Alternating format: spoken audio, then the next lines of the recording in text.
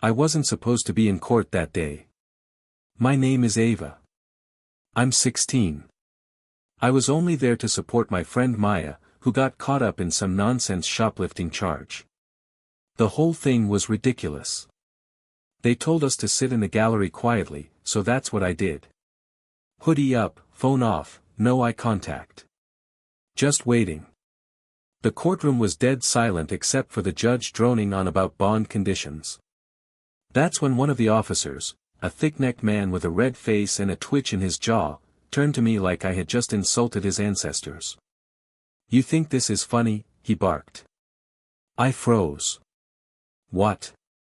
You smirkin'? Get up." Before I could even respond, he grabbed my arm and yanked me up from the bench. The whole room turned. I swear I didn't do anything, I wasn't even looking his way. I didn't even say anything, I stammered, my voice shaking. Then it happened. He slapped me.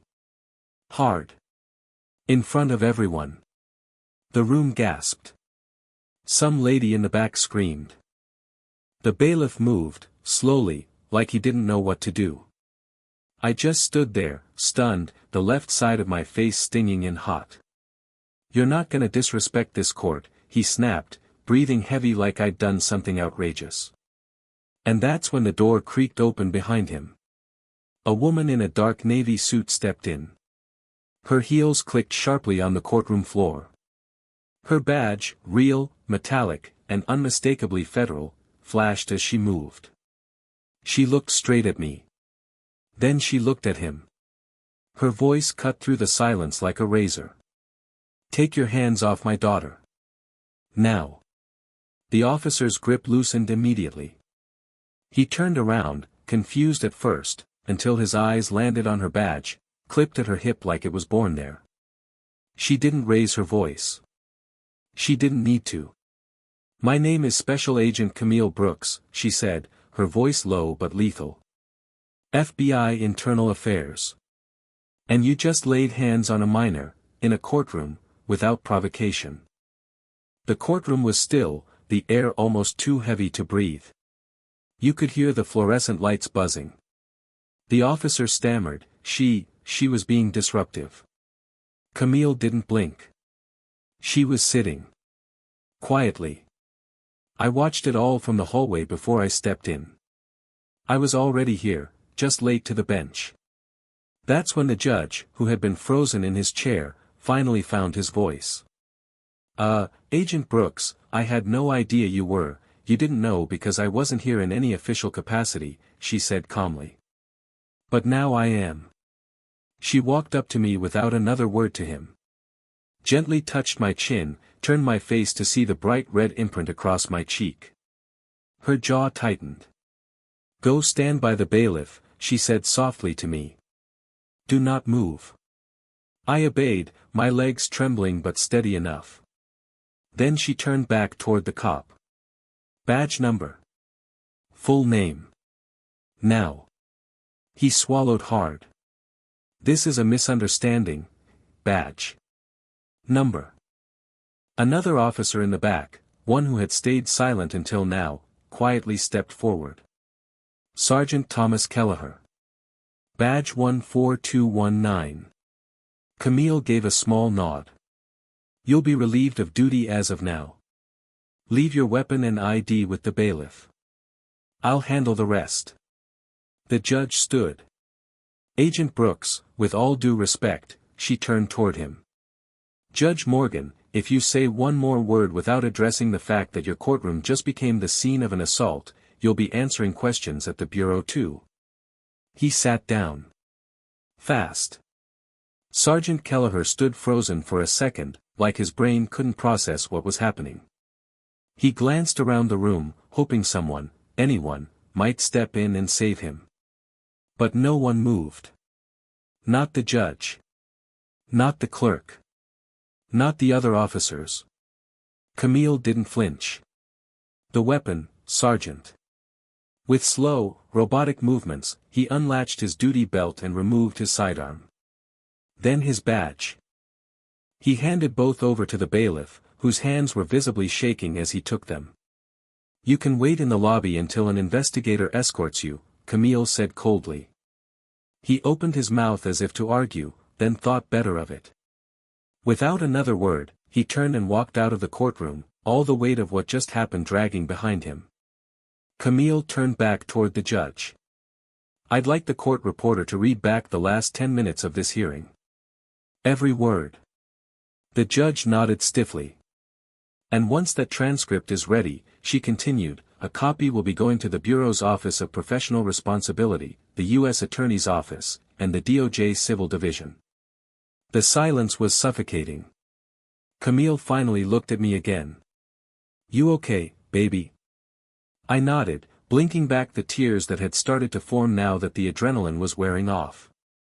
She reached out, gently took my hand, and held it tight. Then she looked back at the courtroom and said, let this be a lesson, power without restraint is not power, it's weakness. And I don't tolerate weakness around my child. Camille turned back to the judge, her tone now clipped and professional. I assume this court intends to continue the hearing for Miss Carter, she asked, gesturing toward Maya, who sat pale and wide-eyed at the defense table. Judge Morgan cleared his throat. Yes, we'll proceed. Good, Camille replied. Because we're not done here. Not even close. She led me gently to a seat in the front row, beside Maya's mother, who had her hand clamped over her mouth, stunned. I sat down, heart pounding, my face still throbbing. Camille didn't sit. She stood along the back wall now, arms crossed, watching the room like a hawk. Whatever fear had ruled that courtroom before, it had shifted. And everyone knew it. When the judge fumbled to resume Maya's hearing, his voice shook. Even the prosecutor seemed uncertain, like he was suddenly aware that every word was being mentally recorded by someone far above his pay grade. As the hearing continued, Camille took out her phone, not to scroll, not to text. She opened her notes app, and began typing. Every detail. Every action. Every name. This wasn't going to disappear. She wasn't letting it. The hearing limped forward. Maya's lawyer, now emboldened by Camille's presence, pushed harder than before. He questioned everything, the footage, the arrest, even the validity of the store manager's statement. And for the first time, the judge didn't cut him off. When it was over, Maya was released with no charges. The evidence was weak, always had been, but now, with Camille in the room, the court treated it like it should have from the start. As we stepped into the hallway, the press had already gathered. Someone had clearly tipped them off. Cameras. Microphones. Flashes. Camille didn't flinch. A reporter called out, Agent Brooks. Is it true your daughter was assaulted in open court? Camille stopped. She looked directly into the lens of the nearest camera. My daughter is a child. She was slapped by a uniformed officer, in a courtroom, while following the rules. That officer has been removed and will be held accountable. Another reporter asked, are charges being filed? Camille's jaw tightened. You can assume that's underway. Then she turned to me. You ready to speak? She asked softly. I hesitated, then nodded. She stepped aside and let me stand at the microphone. I took a breath. I didn't do anything wrong. I was just sitting there. He hit me like I wasn't even human. But now, I want other kids to know that if this ever happens to them, they're not alone. Camille gently placed a hand on my back. Support. Protection. Power. That clip of me speaking hit social media within the hour. By the next morning, it was everywhere, news stations, timelines, headlines. Teen assaulted in courtroom, FBI agent mother takes action. People had opinions. Some called it abuse. Some called it bravery. But no one could ignore it. Within 2 days, Camille was summoned to Washington for a closed-door meeting. Not for discipline, for coordination. A full inquiry was launched into that precinct's courtroom conduct. Not just Kelleher, all of them. That courtroom had silenced a lot of people over the years. But not this time. Back home, I stayed out of school for a few days. Camille didn't make me, I just couldn't face the whispers yet. But the doorbell never stopped ringing. Neighbors. Reporters. Lawyers. Even people we didn't know, families from other towns, saying it had happened to them too. Camille told me, what he did to you wasn't about just one moment. It's a symptom. And now the infection's out in the open. She meant it. Because she didn't stop after the press conference. She called in favors. She reopened cases. She started visiting courtrooms without announcing herself, just showing up, sitting in the gallery, watching. They never knew who she'd show up for next. Camille didn't need flashing lights or loud speeches. She was the kind of storm that arrived silently, and changed everything by the time it left. A week after the incident, Sergeant Kelleher's name appeared in a public disciplinary report. He had a history, complaints buried, witnesses ignored. Nobody had ever looked too closely.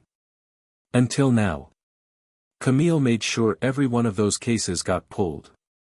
She didn't speak to the press again. She didn't need to. The message had already been sent, accountability was no longer optional. Meanwhile, I started getting letters. From kids. Parents. People who had sat in courtrooms just like I had. Some had been talked down to. Some had been yanked by the arm. Some had been humiliated. And all of them thought no one would believe them. But now, they did. I read them late at night, one after another. Some made me cry. Some made me mad. All of them made me realize something I hadn't seen before, that slap. It wasn't just about me. It was about who they thought they could touch without consequence. And that part was over. 2 weeks later, Camille received a formal invitation, not a request, to speak at a statewide law enforcement oversight panel. She brought me with her. It wasn't just a hearing. It was a reckoning. A dozen officials sat behind a long desk. Some in suits, others in uniform. Cameras recorded from every angle. They expected Camille to give a speech, maybe offer policy advice. She didn't do any of that. Instead, she turned to me. "Go ahead," she whispered. My throat was dry, but I stood. "I wasn't going to say anything," I began. "But if I don't, someone else like me will be next." I told them everything, how it felt when someone in a badge decided I didn't matter. How no one moved to stop it. How that courtroom, meant for justice, felt like a cage. And how it only changed because someone walked in who had power, and used it. When I finished, the room was silent.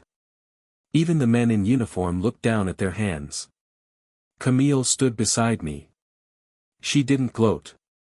She didn't smile. She just said, "Now imagine how many kids never had someone walk in." And with that, we left. The fallout kept spreading, not from chaos, but from change. By the end of the month, a statewide task force was formed. Camille wasn't just on it, she was leading it. Quietly, strategically, relentlessly. Policies were rewritten. Courtroom procedures were reviewed.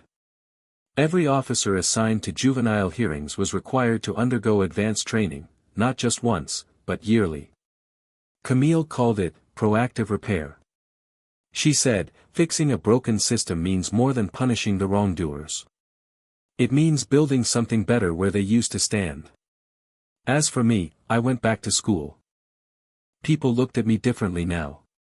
Some with admiration. Some with guilt. But I didn't let it change me. What happened in that courtroom would always be a scar. But it was no longer an open wound. I started helping Camille review letters from other families. Sometimes I even called them, just to say, "I believe you." Because I knew now what silence allowed. And I wasn't staying silent anymore. Months passed. The story faded from the headlines, but the effects didn't. That courtroom now had cameras installed. Officers were rotated more frequently.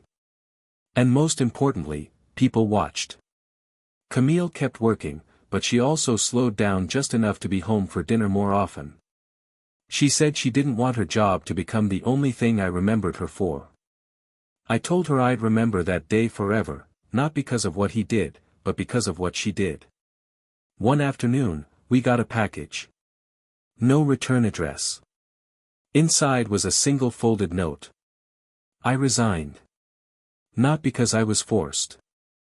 But because your daughter made me realize what I became.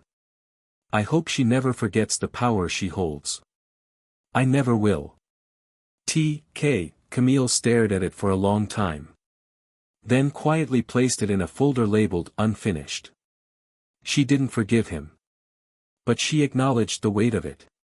As for me, I started writing, not just journals, but essays, letters, even articles. Camille said my voice reached places even her badge couldn't. And now, when I walk into a room, people don't see a victim. They see a girl who stood up, because her mother walked in. And never backed down. A year later, I stood in front of a new crowd. This time, not in a courtroom, but at a high school assembly. Mine. I'd been invited to speak during a civic leadership event. Students packed the auditorium. Some knew me as the girl from the courtroom video.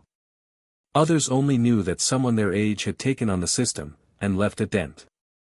I stood behind the podium, took a deep breath, and looked out at them. My name is Ava Brooks, I said. You may have heard about what happened to me. But this story isn't just mine. I paused. It's about what happens when adults forget their purpose. When silence becomes survival. And when someone finally decides to say, enough. A few heads nodded. Phones were out, recording. I didn't mind. My mom always told me, courage is contagious. I didn't understand what that meant until she walked into that courtroom. I smiled then, not out of pain, but pride. She didn't just save me. She made sure I could save someone else next time. After the assembly, students came up to me one by one. Telling me their stories. Asking how they could help. Asking how they could start. And that was when I realized. The slap didn't define me. The silence didn't break me. And the system didn't win. Because I was still here. And I was still speaking. Camille never stopped watching. One crisp morning, about 13 months after it all began, she got an encrypted call from a contact in another city. A similar incident. A different courtroom. A teenage boy this time, bruised, humiliated, and no one believed him. The officer claimed self-defense. There was no footage. No witnesses who dared speak up. Except one. A court clerk. Anonymous for now. Camille looked at me as she packed her bag. You okay if I go? I nodded. Go get them. She paused at the door. You coming with me next time? That stopped me. I thought about it, the long days, the hard conversations, the things I'd have to see. But also the ones I could protect. I stood up and said, yeah. Just say when. Because something had changed in both of us. Camille was no longer just a mother who defended her daughter. And I was no longer just the girl in the headline. We were a team now. And this wasn't the end. It was the beginning of something bigger. The new city had a different rhythm, colder light, older buildings, and thicker silence in the courtrooms. But Camille moved through it like she'd lived there her whole life. She met with the whistleblower in an empty parking garage, just like the old days from her fieldwork. The court clerk was young, maybe late 20s, hands shaking as she handed over a file folder. He said no one would believe me, she whispered. They never do. Camille took the folder and said only 4 words, you did the right thing. Inside were handwritten notes, times, names, and patterns, subtle ones. Certain officers always posted to the same juvenile cases. Certain judges looked the other way. The boy in this case. He'd been targeted the moment he walked through the courtroom doors. Camille didn't storm in. She never did. She asked for official access, citing federal oversight. She knew how to make pressure feel polite. And she asked one more thing, that the boy's hearing be moved to a courtroom with public seating. So she and I could attend. When the day came, we sat quietly in the back row. The boy looked confused when he saw us, until Camille gave a slight nod. The same officer who'd hurt him stepped forward, all authority and confidence. Until he caught sight of Camille's badge. And then of me. I made sure he saw my face. Because now, we were watching. And this time, no one was walking out without consequences. The officer, Detective Halverson, hesitated at the stand. Not for long. Just enough for the courtroom to notice. He straightened his posture, cleared his throat, and tried to speak with the same force he always had. But his words didn't land the same way. Not with Camille seated 3 rows back, pen in hand. Not with me sitting beside her, recording every second. And not with the judge glancing at Camille's credentials, visibly nervous. The boy, Marcus, was barely 15. He looked small in that courtroom chair, wrists clenched, eyes low. But when Camille stood, unprompted, and handed a sealed document to the bailiff, everything changed. Your Honor, she said calmly, this file contains corroborated misconduct reports involving Officer Halverson across 4 separate hearings over the past year. Each includes similar accusations. Each dismissed. Until now. The courtroom fell still. The judge flipped open the folder, scanning quickly. His face paled. Halverson sputtered. You can't just, this is a courtroom, not a federal trial. Camille tilted her head. Then perhaps you forgot who's in your courtroom. She stepped forward, slowly, deliberately, and placed her FBI identification on the witness podium. I've been quiet long enough. This isn't about headlines or speeches. This is about a boy who walked in here expecting fairness, and got fear. She turned to Marcus. You're not invisible. Not anymore. His eyes welled, but he nodded. And at that moment, everyone in that courtroom, from the judge to the clerk to the officer, knew, this was no longer business as usual. This was a reckoning. By the time the gavel came down, the energy in the room had shifted. The judge ordered a recess. Then a full review of the officer's past cases. And finally, something no one expected, a formal apology to Marcus, on record. It wasn't just symbolic. It was accountability, spoken aloud in a courtroom that had silenced too many. Detective Halverson was escorted out of the building under administrative review. Camille didn't celebrate. She just walked over to Marcus, knelt to his level, and said, You changed something today. You held the line. He whispered, I thought I was alone. She shook her head. You were never alone. The difference now is, people are watching. That night, we rode the train back home. Quiet. Tired. But proud. I looked at Camille, her eyes closed, head resting lightly against the window. The strongest person I knew, not just because of her badge, but because she never let power become the point. She made it the tool. And I understood now what she'd been building. Not a campaign. Not a headline. But a standard.